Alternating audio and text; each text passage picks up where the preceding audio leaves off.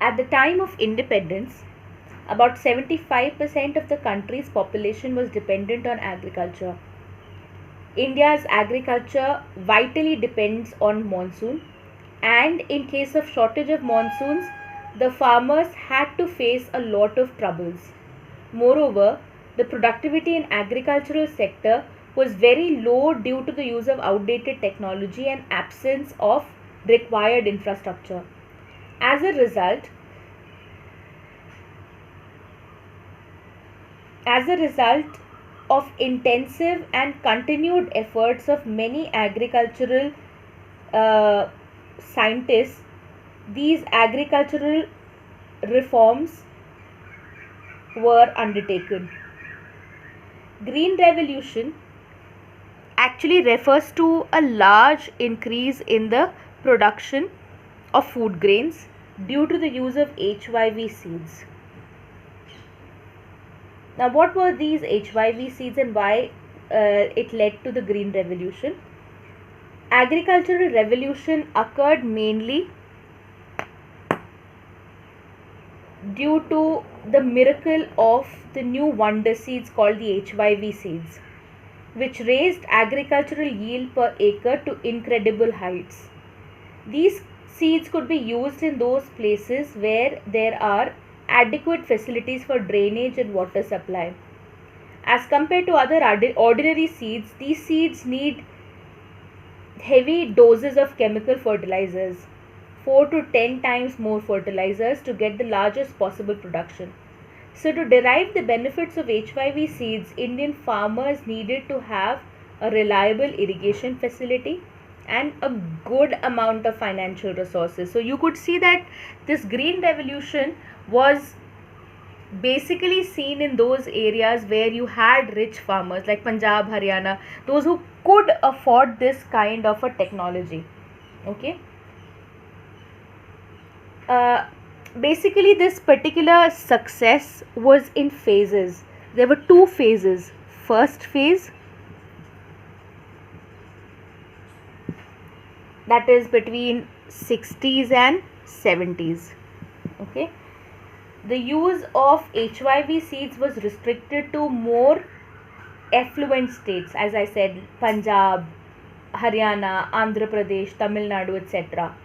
Further, the use of HYV seeds primarily benefited the wheat growing regions only. Okay, you must have done this in geography last year. And the second phase, that was between 70s and maybe mid 80s. The HYV technology spread to the larger number of states and benefited more variety of crops. The spread of green revolution technology enabled India to achieve self-sufficiency in at least food grains. India was no longer at the mercy of America or any other nation for the food requirements. Marketable surplus was attained through green revolution. Buffer stock was created, and it later, not in the initial stages, but it also later benefited the low income groups. And I'll tell you how. A large proportion of food was sold by the farmers in the market. Their prices declined relative to other items of consumption. The low income group could therefore buy more with their limited income, at least the food grains.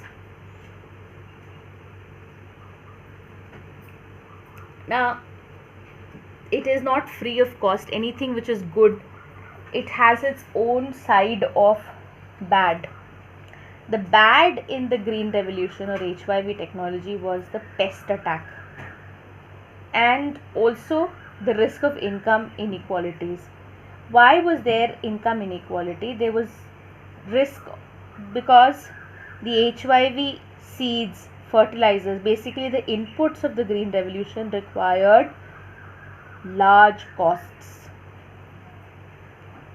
which means the small and the marginal farmers were excluded out of this benefit, and it could be afforded only by the rich farmers.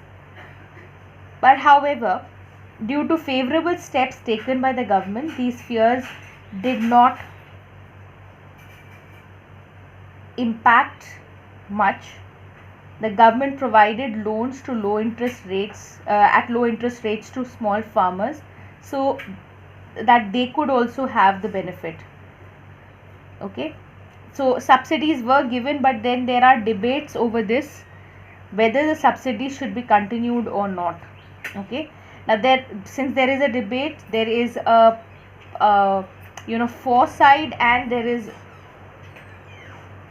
an against side.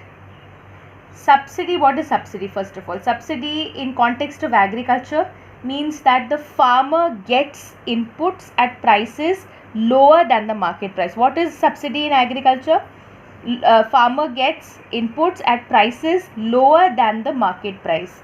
During the initial phases of Green Revolution, new technology was looked upon as very risky by the farmers.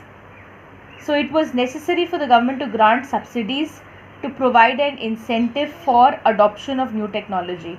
However, with passage of time, there has been a debate over the huge amount of subsidy being granted to the government, by the government to the farmers. So now, why subsidy should be continued? Favor side. That means why, whether to continue it or not. So the people who say that it should be continued have this kind of a context. Okay, the first being that the government should continue with agricultural subsidy, as farming in India continues to be a risky business. And second, second reason for which they are in favor of the subsidy is that majority of farmers are very poor and they will not be able to afford the required inputs without subsidy. And eliminating subsidy will increase the income inequality between the rich and the poor farmers. Okay, that means that will violate the goal of equity.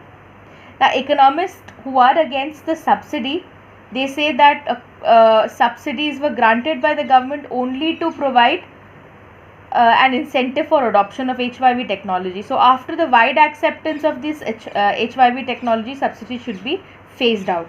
And the second reason being given was that subsidies do not benefit the poor and the small farmers, as benefits of substantial amount of subsidy go to fertilizer industry and prosperous farmers. So the small and the marginal farmers from the beginning did not get the benefit of subsidies. So these are the two reasons why some other economists were against the giving of subsidies, continuing subsidies. Okay, so that ends our agricultural sector.